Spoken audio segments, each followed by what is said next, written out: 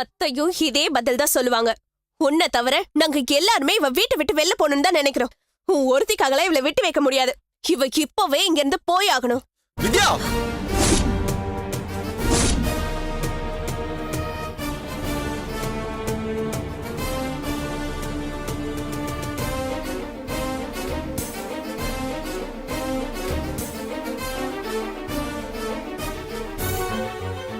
ரஞ்சிதா எங்கேயும் போக மாட்டா, இங்கதான் இருப்பா.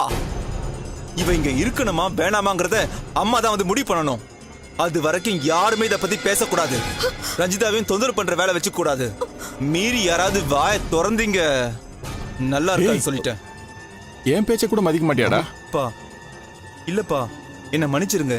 நான் அந்த அர்த்தத்துல சொல்லல.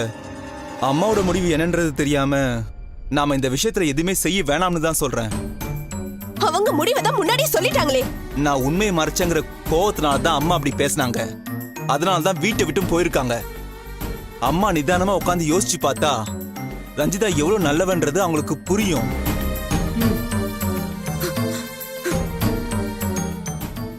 கோபம் குறைஞ்சு அம்மா கண்டிப்பா வீட்டுக்கு வருவாங்க.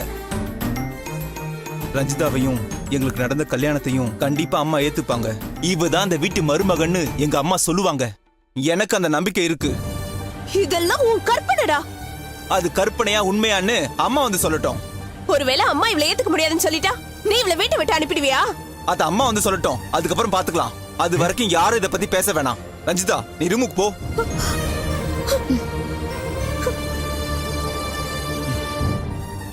மாமா, இதெல்லாம் நினைச்சு நீங்க மனசு போட்டு குழப்பிக்காதீங்க. உள்ள போங்க போங்க மாமா.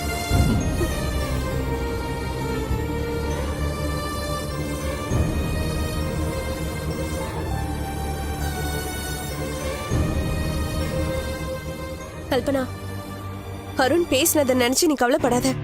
அவ ஏதோ உளறிட்டு போறான். அம்மா நிச்சயமா ரஞ்சிதாவை ஏத்துக்க மாட்டாங்க. அவங்க வீட்டுக்கு திரும்பி வந்ததும் அவ வெளியே போக தான் போறா. நீ தைரியமா இரு கல்பனா.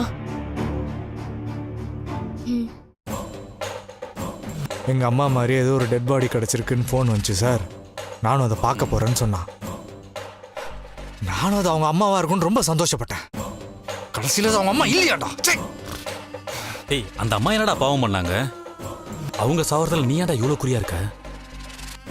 ஏய், உனக்கு புரியலையாடா? அந்த அம்மா செத்துட்டாங்கன்னா அதை வச்சு சூப்பரா ஒரு கேம் பிளே பண்ணலாம்டா. மருமகளா ஏத்துக்காதனால தான் ரஞ்சிதா அந்த அம்மா மேல கோவமா இருந்தா. அந்த கோவத்துல தான் அவ அவங்கள கொன்னுட்டான்னு அவ மேல ஈஸியா பழிய போட்டுடலாம்டா. அவளை அப்படியே கார்னர் பண்ணிட்டா அவ கண்டிப்பா என் கால தாண்டா வந்து விழணும். ஏய், கொலைப்பள்ளி விழுந்துட்டா அவ ஜெயிலுக்கு தான்டா போவா. உன் கண்ட்ரோலுக்கு எப்படா வருவா? அந்த அம்மா எப்படி செத்தாங்கன்னு தெரிஞ்சிட்டா போதும்டா. ரஞ்சிதா தான் அவங்கள கொன்னான்னு நாமளே ஆதாரத்தையும் சாட்சியும் ஈஸியா ரெடி பண்ணிடலாம்டா. அவ ஜெயிலுக்கு போக தயாராயிட்டானா அதை போலீஸ்கிட்ட ஒப்படைச்சிடலாம். ஒருவேளை என் விருப்பத்துக்கு ஏத்துக்கிட்டானா அது நம்ம உருவாக்கின சாட்சி தானே, ஈஸியா கழிச்சு விட்டு போயிட்டே இருக்கலாம். ஜெயிலா நானான்னு அவ தாண்டா டிசைட் பண்ணு. ஓகே மச்சான், பிளான்லாம் பக்காவா தான் இருக்கு. அந்த அம்மாவுக்கு என்னாச்சுன்னு தெரிஞ்சாதானே இதை ப்ரொசீட் பண்ண முடியும். அதை தாண்டா முதல்ல தெரிஞ்சுக்கணும். பாலாஜி கிட்டையும் சொல்லியிருக்கேன். போலீஸோட மூமெண்ட்ஸ் என்னன்னு விசாரிக்கணும். வித்யா கிட்டையும் அப்பப்போ ஸ்டேட்டஸ் கேட்கணும். அவங்க இருக்கிற இடம் மட்டும் தெரிஞ்சிட்டா போதும். நம்ம பிளான் நான் நினச்ச மாதிரியே பக்காவா முடிஞ்சிடும்.